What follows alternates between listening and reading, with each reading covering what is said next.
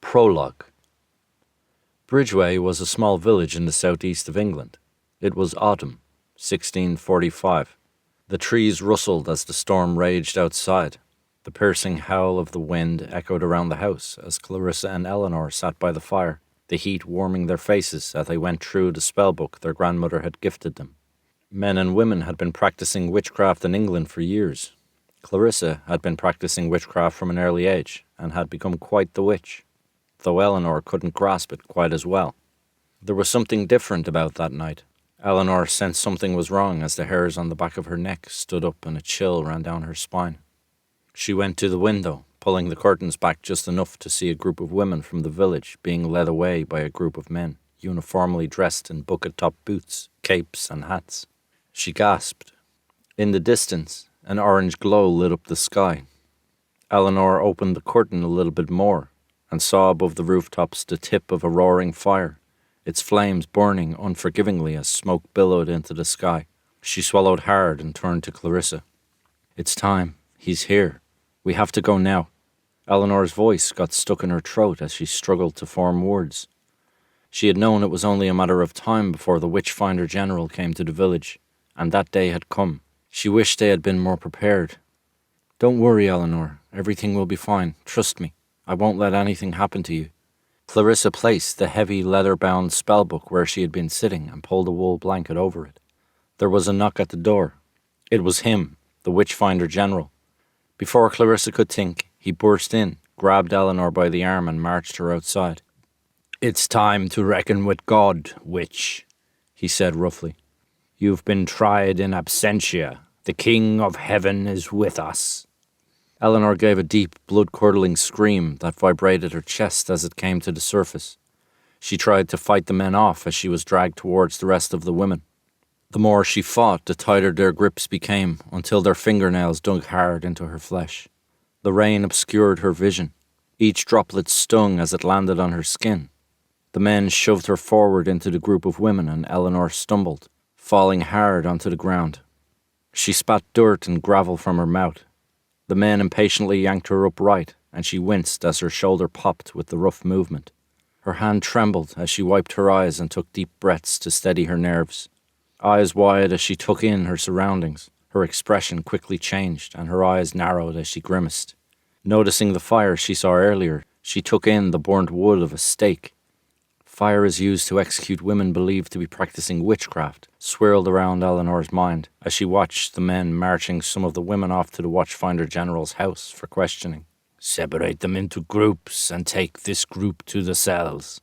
The Witchfinder General's voice cut through the atmosphere like ice. "We will deal with the most dangerous now and the rest accordingly." Eleanor looked around that crowd of people. Her heart sank. Clarissa was not amongst them. What is she planning? What is Clarissa going to do? She wondered, as she waited to be taken to her fate. Fear pulsed through her as she was tied to a charred stake, thrust into the ground in the middle of a pyre by a couple of the Witchfinder General's men. Where is Clarissa? Surely she won't let me die like this. She began to panic. Bile burnt her throat as it rose up, and she swallowed hard as she watched the Witchfinder General light the flames beneath the new pyre she had been tied to.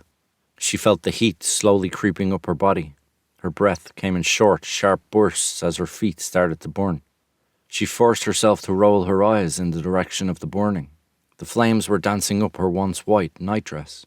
Beads of sweat formed on her forehead and upper lip. She could taste salt as a droplet fell into her mouth. The crowd were cheering and jeering, but just as the flames took hold of her body, Eleanor vanished, leaving a cloud of smoke behind and the onlookers agape. Clarissa watched, hidden at the house, as she whisked Eleanor away from her fate. She didn't want her to see what she had planned. Clarissa enchanted the Witchfinder General and his men with a spell before leaving the house. She walked down the road towards the flames, her black cloak dragging on the floor with every step she took. Everyone gasped at her arrival. Some onlookers gave head-vibrating, high-pitched screams, while others simply fainted. The last to be affected was the Witchfinder General. A smile spread across Clarissa's features as he became rigid. No one could move or speak. They could only watch and listen. "You will pay for this. Every single one of you will regret your part in today." Clarissa put a curse on the village which would torment their lives forever. "Where am I?" she murmured as she awoke on a cold concrete floor. She scraped her knees along the floor as she crawled with difficulty, stopping every few seconds in pain until she found a cool metal bar.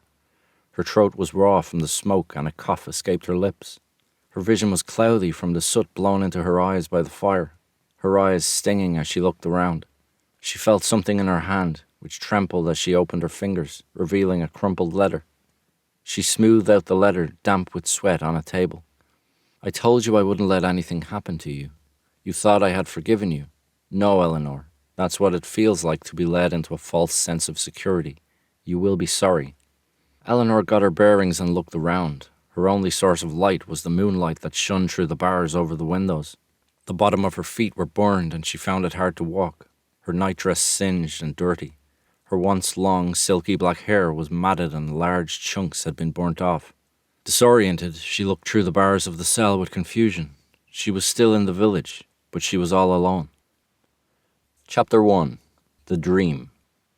There had been a storm the previous night and it clung to the air, even throughout the next day, still raining and windy.